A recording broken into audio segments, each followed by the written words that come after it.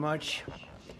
That was very unexpected, but incredibly acted upon by Secret Service and law enforcement. And this was an event dedicated to freedom of speech that was supposed to bring together members of both parties with members of the press. And in a certain way it did, because the fact that they just unified, I saw a room that was just totally unified. It was in one way very beautiful, a very beautiful thing to see. A man charged a security checkpoint armed with multiple weapons, and he was taken down by some very brave members of Secret Service, and they acted very quickly and have just released, for purposes of transparency, clarity, I've ordered it to be put out. You probably have it by now, put out on Truth and put out on many other platforms. A tape showing the violence of this thug that attacked our Constitution, and also showing how quickly Secret Service and law enforcement acted on our country's behalf. Really did a great job. One officer was shot, but saved by the fact that he was wearing obviously a very good bulletproof vest. He was shot from very close distance with a very powerful gun, and the vest did the job. I just spoke to the officer, and he's doing great. He's in great shape. He is has very high spirits, and we told him we love him and respect him, and he's a very proud guy. He's very proud of what he does, Secret Service agent. And we looked at all of the conditions that took place tonight, and I will say, you know, it's not a particularly secure building, and I didn't want to say this, but this is why we have to have all of the attributes of what we're planning at the White House. It's actually a larger room, and it's much more secure. It's drone-proof, it's bulletproof glass. We need the ballroom. That's why Secret Service, that's why the military are demanding it. They've wanted the ballroom for 150 years for lots of different reasons, but today's a little bit different, because today we need levels of security that probably nobody's ever seen before. But everyone owes a tremendous debt of gratitude to the courage of law enforcement, the law enforcement, and working with the D.C. police, and we just spoke with the mayor. And when we're finished, the police chief is going to take over and discuss it also from their viewpoint. But they also performed exactly as they were supposed to, and you see the attacker in different positions, but you also see the attacker totally subdued and under control. So as you know, this is not the first time in the past couple of years that our republic has been attacked by a would-be assassin who sought to kill. In Butler, Pennsylvania, less than 2 years ago, you all know that story, and in Palm Beach, Florida, a few months after that, we came close. We really had, again, we had some great work done by law enforcement. But in light of this evening's events, I asked that all Americans recommit with their hearts in resolving our difference peacefully. We have to resolve our differences. I will say, you had Republicans, Democrats, independents, conservatives, liberals, and progressives. Those words are interchangeable, perhaps, but maybe they're not. But yet everybody in that room, big crowd, record-setting crowd. There was a record-setting group of people, and there was a tremendous amount of love and coming together. I watched, and I was very, very impressed by that. But we were, First Lady and I were taken very well care of, very quickly rushed off the stage. Vice President J.D. Vance, who's here, was likewise beautifully done. He was just saying how quickly everybody acted, law enforcement, Secret Service in particular in this case, but law enforcement. Marco had the same thing. Pete was there. Pete didn't want any help. He didn't want anybody to help him. He doesn't want anybody to help him, but he did get some, didn't you? And I think you also said that it was very impressive. So with that, I'd like to ask Todd Blanche to come up, say a few words, and tell you it's already underway. The man has been captured. They're going to his apartment. I guess he lives in California, and he's a sick person, a very sick person. And we don't want things like this to happen. I think it's very important that I say, though, and I told the representatives of the evening, they did such a beautiful job. It was such a beautiful evening. And again, they're talking about free speech in our Constitution. That's what it's all about, not just White House Correspondents. It was really based on free speech in our Constitution. But I said very importantly that we'll do it again within the next 30 days, and we'll make it bigger and better and even nicer. So I just want to thank everybody that was involved. I also want to thank the press, the media. You've been very responsible in your coverage. I will say I've been seeing what's been out, and you've been very responsible.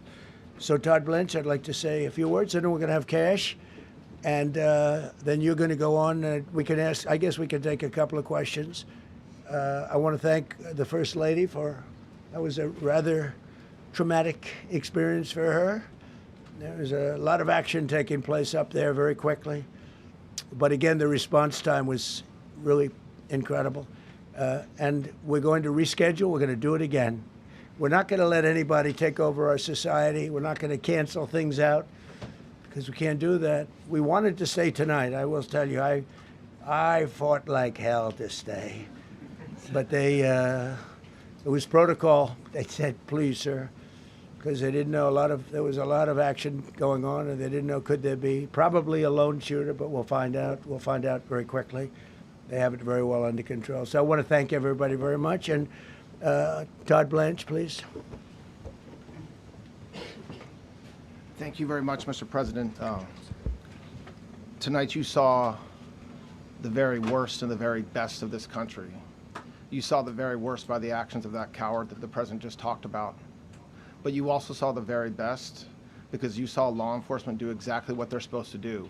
And you'll see the videos come out, I expect, very shortly, and you'll see law enforcement do exactly what we want them to do. And so I echo what President Trump just said, that we are extraordinarily grateful and appreciative of the men and women of law enforcement that did their jobs tonight, including one who was injured.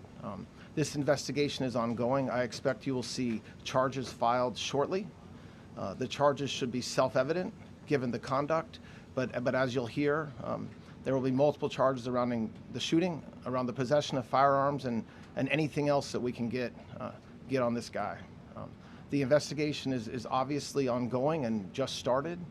There is federal law enforcement already working on search warrants and doing their job, and I don't want to get ahead of them and don't want to get ahead of the work that they're doing even as we speak. Director Patel and I were just on the crime scene a short while ago, and everybody in this room should rest assured that the Metropolitan Police Department, the FBI, Secret Service, everybody's on the scene doing their job. I know that the police chief is going to give an update from the scene as soon as we're finished here, and I obviously will lead the details of what they have learned to him. But in the meantime, I just want to thank everybody in this room for the courage. And I want to thank President Trump for his words, and I promise you, justice will be served. Thank you. Dr. Patel. Thank you, General. Thank you, Mr. President. The President's absolutely right. You saw the best resolve of American law enforcement because you, Mr. President, inspire them 24/7, 365. You give them the resources that they need, and they know that you have their back. And that is a changing dynamic in this country, and that's why you saw brave Secret Service agents respond immediately, swiftly, subdue and take down the suspect, and safeguard the lives of thousands of individuals at that hotel.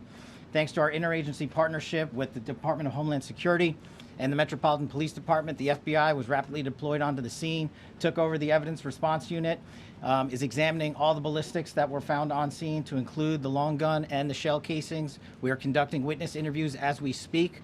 You will hear from our team on the scene there with the mayor and the head of the FBI field division there. But please know what the Attorney General has just said reigns no truer. You saw the very best of America tonight. The very best unite us at a time of uncertainty, because we have leadership here with the President and the Vice President that backs law enforcement, and the men and women that I shook their hands on the scene today could not have been prouder to show up on scene. And as the Attorney General said, make no mistake, we are conducting witness interviews. If you have any information whatsoever related to this event, 1-800-CALL-FBI. 1-800-CALL-FBI. No piece of information is too small. No piece of information is inadequate. We will evaluate it all. We will also be conducting interviews of those that were there.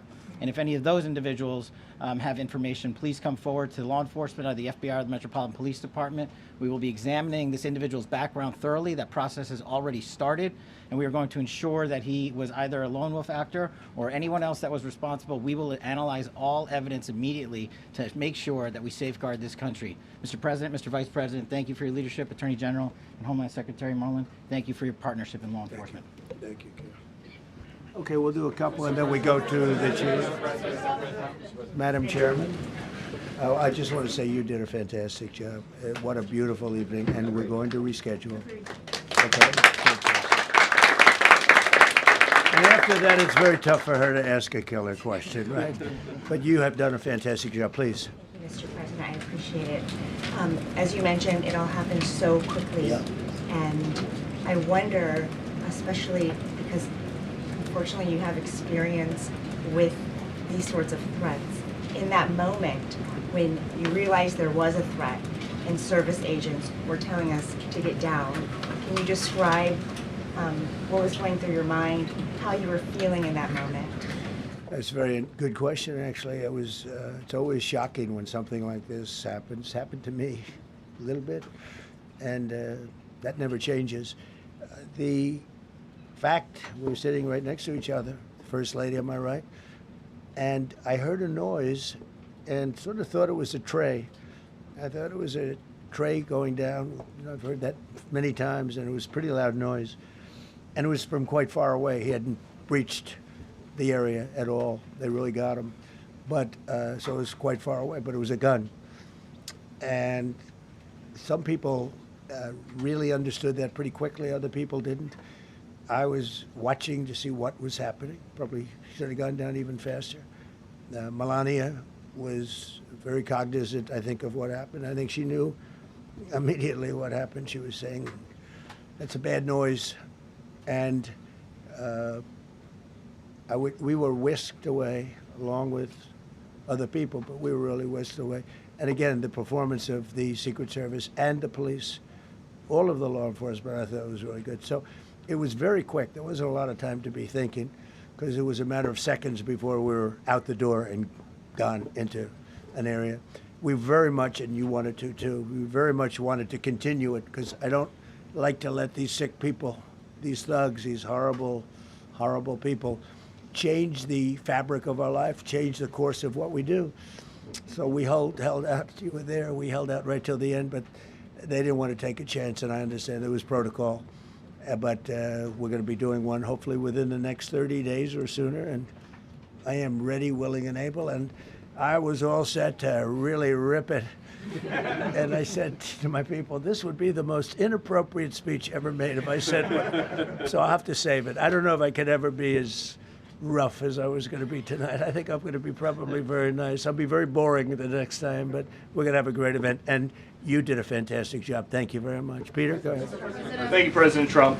There's a report in the New York Post that this assailant assembled his weapon somewhere on site at the hotel. What do you think about that? And I ask respectfully, why do you think this keeps happening to you? Well, you know, I've studied assassinations, and I must tell you, the most impactful people, the people that do the most, you take a look at the people, Abraham Lincoln, I mean, you go through the people that have gone through this, where they got them. But the people that do the most, the people that make the biggest impact, they're the ones that they go after. They don't go after the ones that don't do much, because they like it that way. And when you look at the people that have either, whether it was an attempt or a successful attempt, they're very impactful people. Just take a look at the names there, the big names. And I hate to say I'm honored by that, but I've done a lot. We've done a lot. We've taken this country, and we were a laughing stock for years, and now we're the hottest country anywhere in the world. We've changed this country. And there are a lot of people that are not happy about that. So I think that's the answer, Peter. And after Butler, your team for a while rethought outdoor events. Yeah. Do you think that you now need to rethink No. indoor Well, events? but then you just don't do events. No, I can't do that. I have to, it is what it is. We have to do it. The room was very, very secure. He charged from 50 yards away, so he was very far away from the room. And what did you think when you saw the video of how fast he was running? He was moving. He was really moving. And the reaction time was great. Boy, those guys, they had their guns drawn literally by the time he was there. They were shooting. That's right. I thought they were very impressive. And if I didn't, I'd let you know, I'm not going to be, I would not stand for that. No, I thought they were very impressive. Thank you, President Trump, and thank Right. you for updating us on Thank the you. suspect earlier. Were you aware of any threats? Was your team aware of any threats beforehand? And do you believe you were the target of this tonight? I guess. I mean, these people they're crazy. They're crazy. And, you never know. He was very far away from me. He had to go through a lot. We had resources all over. We had resources sitting at tables, literally in disguise, sitting maybe at your table, who knows? But we had people all over the room, so he had a long way to go. That was really a first line of defense, and they got him. And they really, they acted incredibly. No, there was no notification. We had no idea. Go ahead, Do you know Kevin. any political motivations from this? Well, you never know. suspect? Now, we'll be able to tell you that maybe by tomorrow or the next day. He's in custody, and they're asking him a lot of questions. I guess they're going over, Todd, and they're already at his apartment. He lives in California. Yes, sir. And they're over there, so they'll be able to tell you. Thank you, Caitlin. President Trump, did the suspect say anything, or was he wearing anything that would allege some type of motive here? Nothing, no, I mean, he was a guy who looked pretty evil when he was down. They had him down. He was fighting hard. He was in my opinion, a sick person. Who would do that but a sick person? But I think you're going to find everything about him. No reason to talk about it now. But tomorrow at this time, long before this time, you're going to know a lot of things about him.